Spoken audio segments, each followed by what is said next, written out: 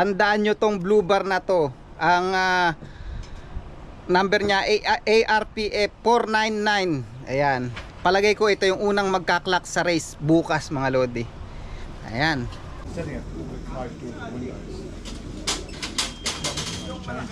Say again.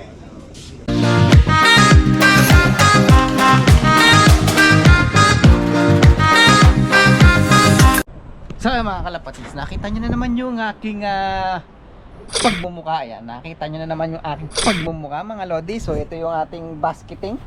At halatang wala tayong pera, nakalabas yung bulsa natin. Ayan. At ito ang ating ibon dahil we are going to club and we're gonna basket our 5 birds maybe. So pinag-iisipan ko kung isasama natin yung red shaker na molt na yon at saka yung isang blue bar. Ayan. Natakot na yung iba, nagsilipatan na dun alam nang kukuhanin ko sila. Ito. Ito ba yun? Hindi. Ito yung red shaker. So the race is gonna be a same distance. Ayan. Same race point. Same as last weekend. Yan mga lodi. Yan. Parehas na parehas lang. 134 km ba sa akin o 135 km. Ayan. So last time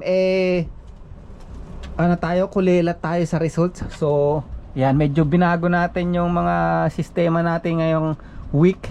So hopefully the birds will be good result, but let's see on Saturday o tomorrow.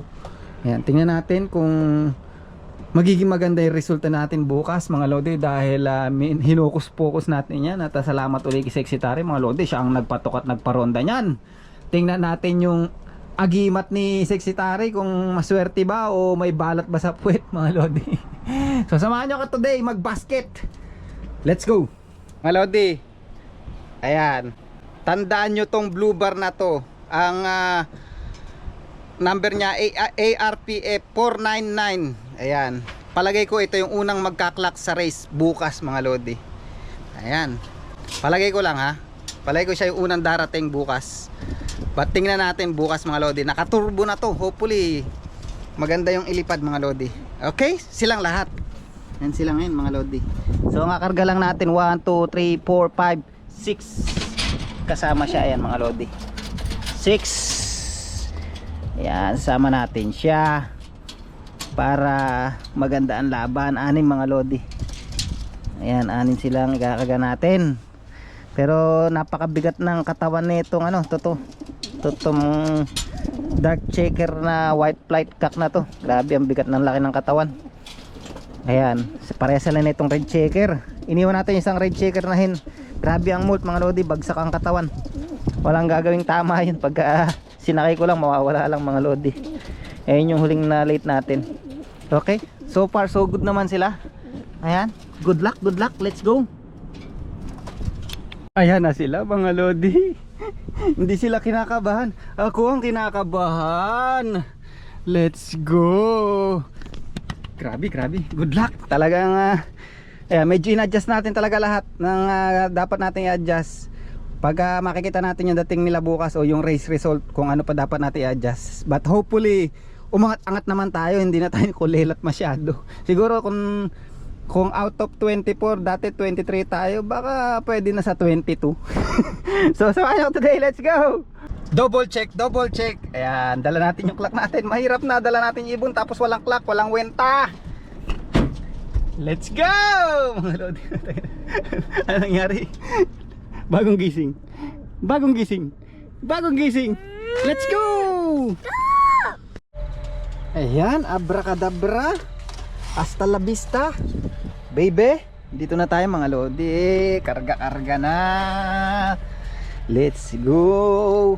Medyo maingay dun mga lodi, merong kumukuha ng tubig, isang truck na malaki. Kaya tingnan na natin kung makapag-vlog tayo ng matiwasay. But looking good but not looking good. Tingnan nyo yung leeg, naglalagas. My goodness. Ayan ang atin. Ayan na, kargahan na. Good luck mga men. yung mga kakarga nyo. Ang gaganda mga lodi. Ito isang kaklab ko to. Dalawa kaming nag-join sa other club.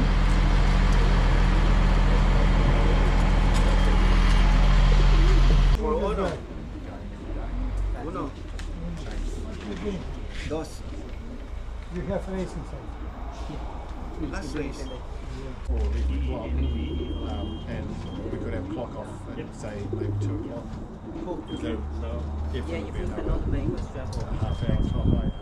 Yes. By the time we get here, it's another half an hour. Yeah. Told you he has race inside. Yes, race? Yes. Yeah. You did delete it. That's why. He didn't come. We'll make it. No, Make it the 2 plug o'clock, was sent to same you. place. Ah, Have yeah, a coffee. He It to said me. that it was texted. Yeah, sent. Is that all right? Text message. Yeah. Cool. Yeah. We'll confirm. I'll text out in the Yeah, morning. we confirm in the Confirm. morning, yeah. Confirm in the morning. Yeah. You never know what changes, eh? Yeah.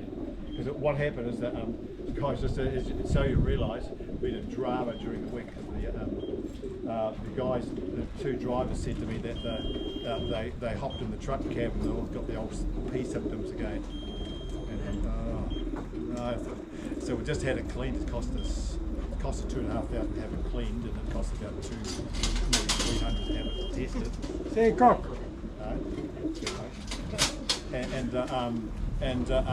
So I had to get it tested again. The guy tested again on Wednesday.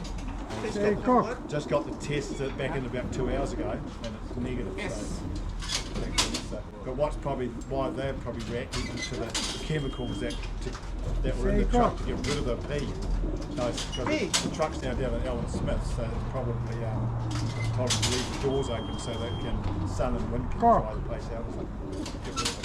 So, setting it with closed doors and windows. Say hen. Oh, there's. There will be no more. I just mixed them up. No, put it. You got another boat. Yeah. Copy everything. Boat, you have pigeon. No, I'm not racing. This week. Come on, put in. That is last one. Oh, thank you. Thank you. All right.